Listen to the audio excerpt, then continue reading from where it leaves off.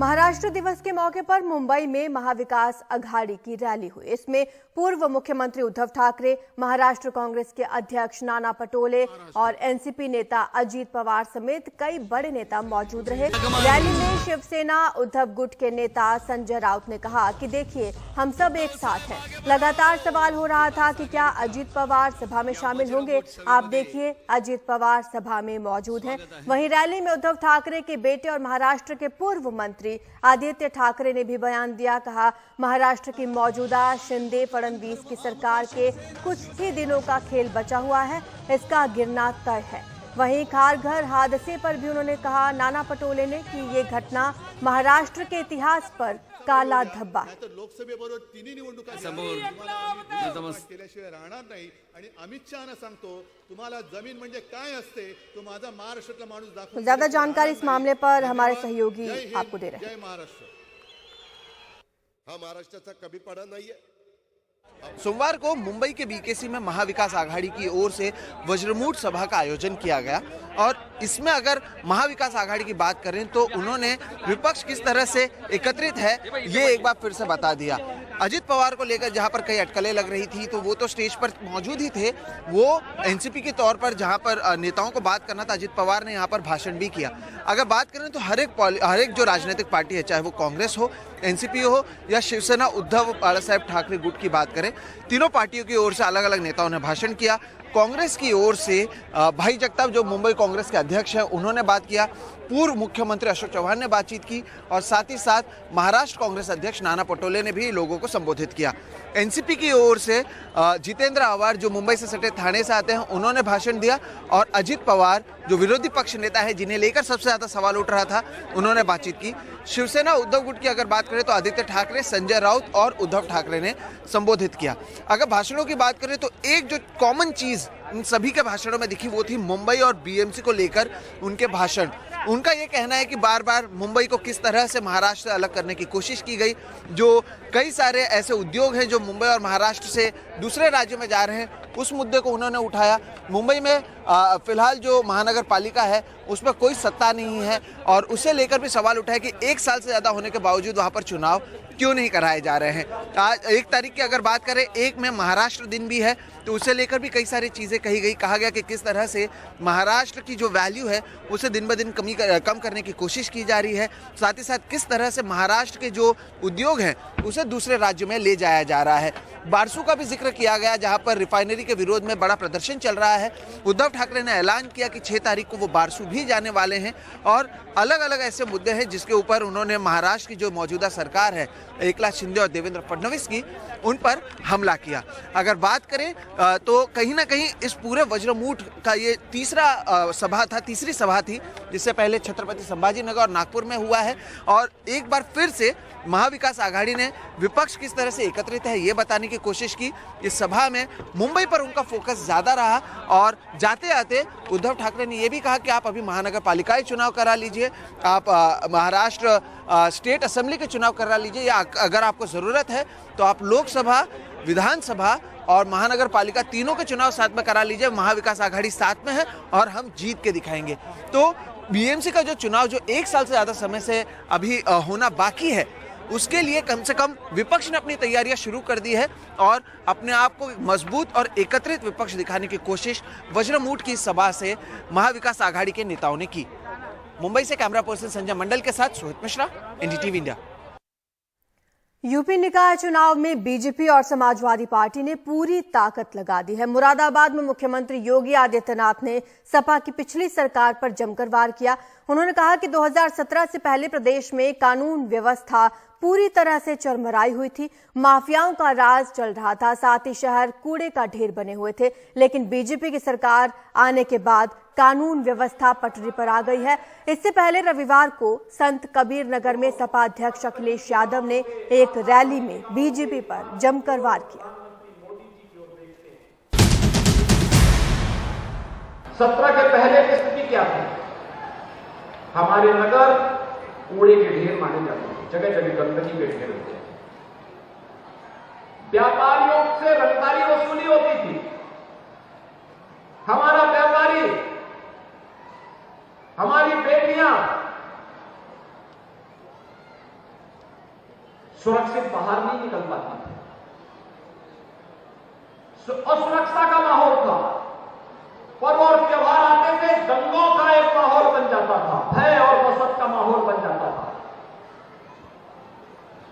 और प्रदेश के अंदर हमारी युवा शक्ति, जो भारत की सबसे बड़ी ताकत है, हमारी सबसे बड़ी ताकत है, उस युवा शक्ति को पढ़ने की बजाय पार्टी विशेष के लोग उनके हाथों में तमंचे पकड़वाते हैं। भाइयों बहनों, आज युवाओं के हाथों में तमंचा नहीं, उत्तर प्रदेश में युवा के हाथ में टैबलेट है। टैबलेट 2 करोड़ युवाओं को हम टैबलेट दे रहे हैं।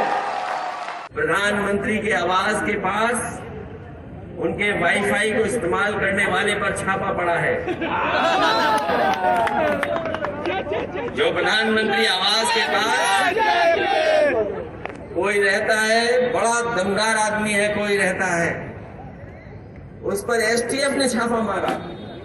ये बात हमें समझ में नहीं आ रही है कि बताओ, एसटीएफ यूपी की दिल्ली में छापा मार रही है और दिल्ली की इनकम टैक्स गोरखपुर में छापा मार रही है। कहीं ऐसा तो नहीं कि डबल इंजन आपस में टकरा रहे हो, एक दूसरे को टक्कर मार रहे हो।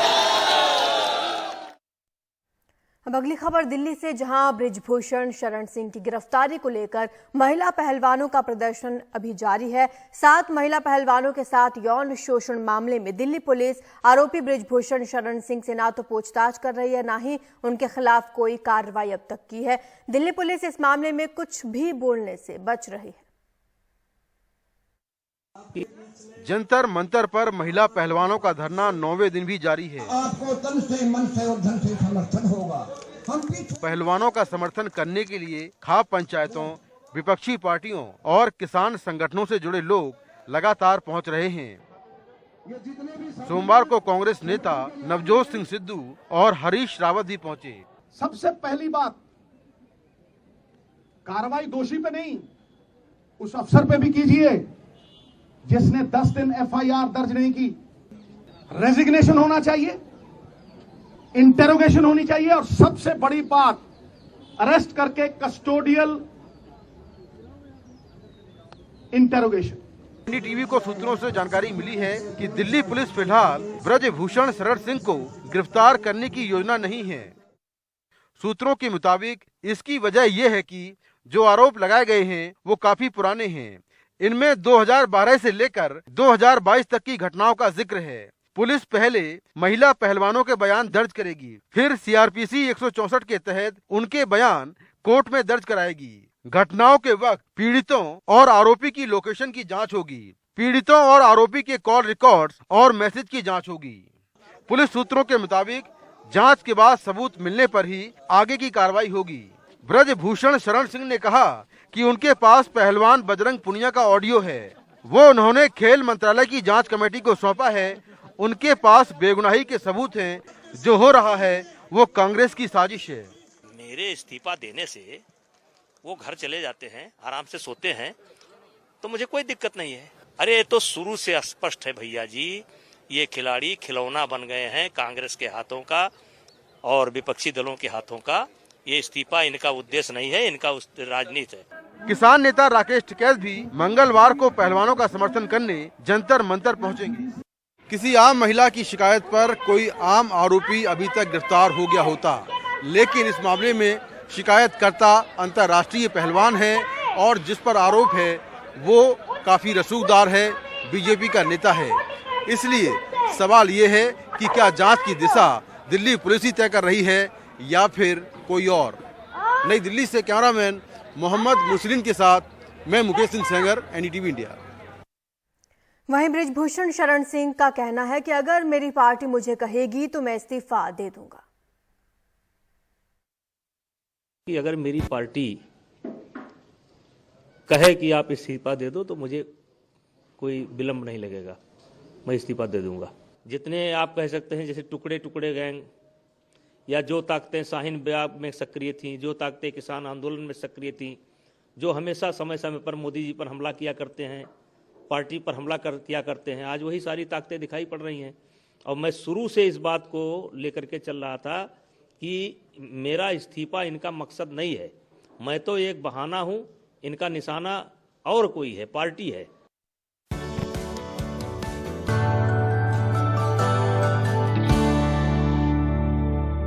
अब बात देश की सुरक्षा से जुड़ी हुई। पुंछ हमले को लेकर लगातार नए खुलासे हो रहे हैं। एक तरफ केंद्र सरकार ने 14 ऐप्स बैन किए हैं जिनके जरिए आतंकी गुट सूचनाओं का आदान प्रदान कर रहे थे। वहीं जम्मू कश्मीर पुलिस ने अभी तक 6 लोगों को हिरासत में लिया है।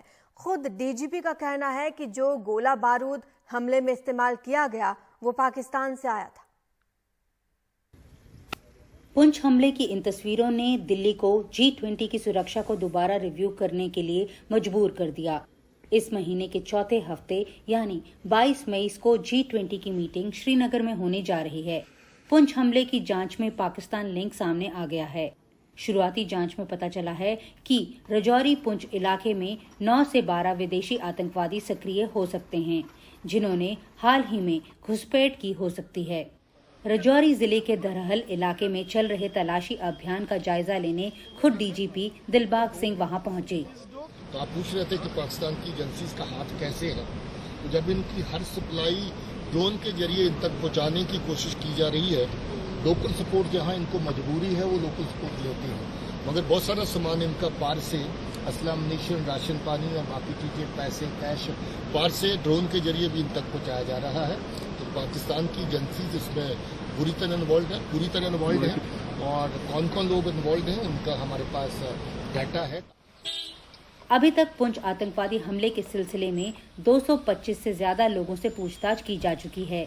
जम्मू में पूछताछ के लिए हिरासत में लिए गए 6 लोगों में से एक सरकारी कर्मचारी और एक मौलवी शामिल है। ये कार्रवाई पुलिस ने एजेंसियों द्वारा साझा किए गए खुफिया इनपुट के आधार पर की है।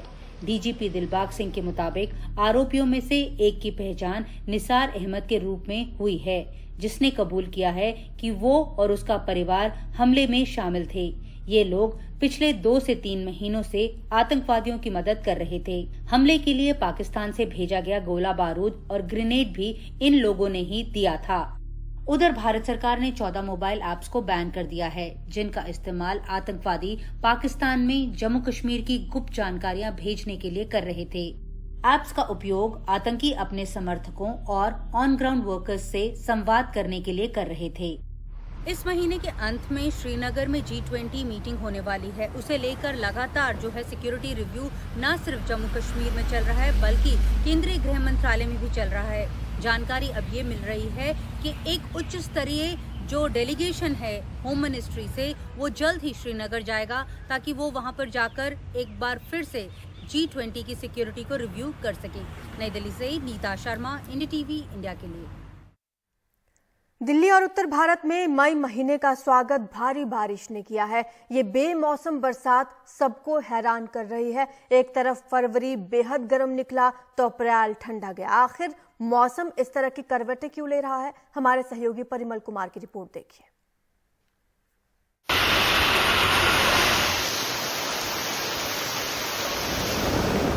मई महीने में दिल्ली में ऐसी जोरदार और लंबी बारिश याद नहीं आती।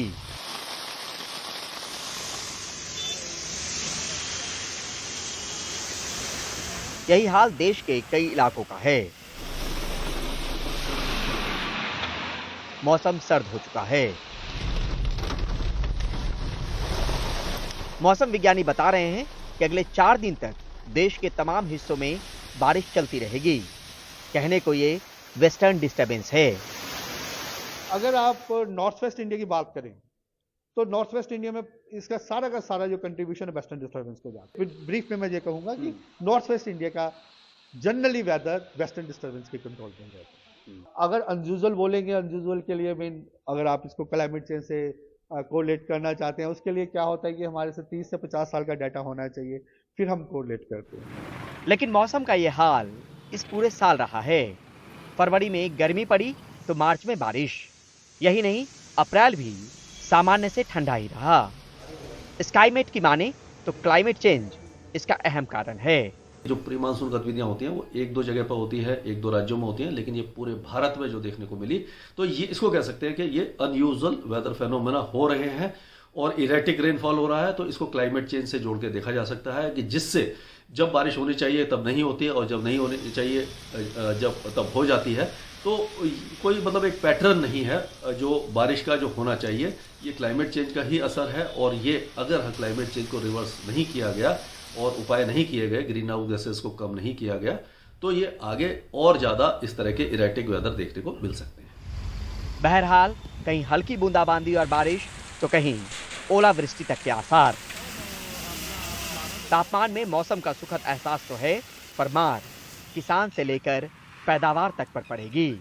नई दिल्ली से परिमल कुमार, एनडीटीवी इंडिया। मुंबई में बहने वाली करीब 18 किलोमीटर लंबी मीठी नदी बरसाती पानी से शहर को हमेशा बचाती है और इसे बाहर निकालती है। लेकिन अब पर्यावरणविद डरे हुए हैं कि कहीं यही नदी बाढ़ की वजह न बन जाए। हमारी सहयोगी पूजा भारद्वाज की रिपोर्ट देखिए। मीठी नदी के किनारे करीब 70 फुट ऊंचा मिट्टी का पहाड़। इस नजारे के बाद आरे बचाओ मुहिम फिलहाल मीठी नदी बचाओ अभियान में बदली दिख रही है।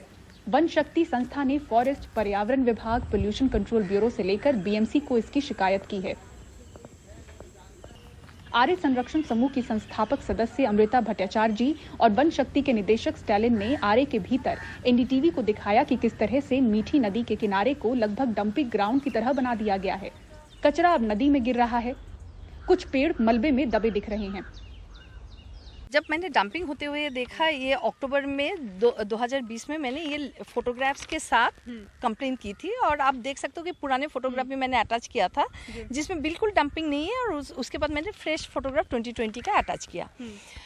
उसके बाद काफ़ी दिनों तक कुछ भी नहीं दिखा इस एरिया में 2020 के बाद। फिर अचानक मैं 2 महीना पहले आई और फिर से एक्टिविटीज़ नज़र आने लगा, और फिर 1 महीना पहले मैंने देखा कि पूरा भर दिया है और यहाँ पे सारी चीज़ें गिरना शुरू हुआ। हाँ, मगर जब मैंने देखा भर दिया है तब मुझे समझ में आया कि ये डंपिंग नहीं है, ये रिक्लेमेशन हो रहा है। ये काम करने में कम से कम उनको 3 से 4 महीने गए होंगे। मैं किसी पे आरोप नहीं लगा रहा हूँ, मैं आपको फैक्ट बताता हूँ। आप कहीं पे भी एक छोटा टेम्पो ईंट या मिट्टी उतारिए रास्ते पे, आपको तुरंत पुलिस का गाड़ी आके पूछेगा किसका है, कि यहाँ क्यों डाले हो करके, और आपको फाइन भी होता है। लेकिन इतने पैमाने पे हजारों ट्रक मिट्टी डाला गया है यहाँ पे, ना बीएमसी का विजिलेंस स्क्वाड ने कुछ देखा, ना एमपीसीबी ने किसी ने कुछ देखा, ना पुलिस ने किसी ने देखा, ना पर्यावरण डिपार्टमेंट से किसी ने देखा, ना फॉरेस्ट डिपार्टमेंट ने देखा। इसका कोई जस्टिफिकेशन नहीं है कि आपने बहुत बड़ा प्रोजेक्ट करना था और इसीलिए करना पड़ा, ऐसा कुछ नहीं है। और ये सरासर बोलते ना क्रिमिनल है, इसके ऊपर एक्शन होना चाहिए। दरअसल शहर में 18 किलोमीटर बहने वाली मीठी नदी आर्य कॉलोनी, कुर्ला, बांद्रा से होकर माहिम की खाड़ी में जाती है। कुदरती तौर पर ये एक स्ट्रॉन्ग वाटर ड्रेन है, यानी बारिश होने पर मुंबई का पानी खुद ब खुद बाहर निकालने का जरिया। दोनों किनारों पर उगे मैंग्रोव्स के पौधे बाढ़ रोकने का काम करते हैं, पर मीठी नदी के पास ऐसी गतिविधियों से निचले इलाकों में बाढ़ का खतरा बढ़ेगा। 25 जुलाई 2005 को यही हुआ था। भारी बारिश और हाई टाइड साथ आने से मीठी नदी इसे झेल नहीं पाई और बाढ़ आ गई। जिस इकोसिस्टम को बाढ़ को रोकने के लिए बरसाती पानी को समंदर तक ले जाना था, वही बाढ़ की वजह बना था। माहिम खाड़ी का ये वही क्षेत्र है जहां मीठी नदी अरब सागर से मिलती है। मीठी नदी के आसपास 28 ऐसे स्थान बताए जाते हैं जब बारिश के दौरान मीठी नदी का जलस्तर बढ़ने से उन इलाकों में जल जमाव होता है। ऐसे में किसी तरह की गतिविधि मीठी नदी के आसपास इन इलाकों के लिए ज़्यादा खतरनाक साबित बारिश के दौरान हो सकती है, और 70% इन इलाकों में झोपड़ियाँ नजर आती हैं। लैंड रिक्लेमेशन और जिस तरह से निर्माण कार्य मुंबई में हो रहा है, उससे पानी सोखने की क्षमता तो पहले से ही कम हुई है। ऐसे में जो ये गतिविधि बढ़ी है वो चिंता और ज्यादा बढ़ा रही है।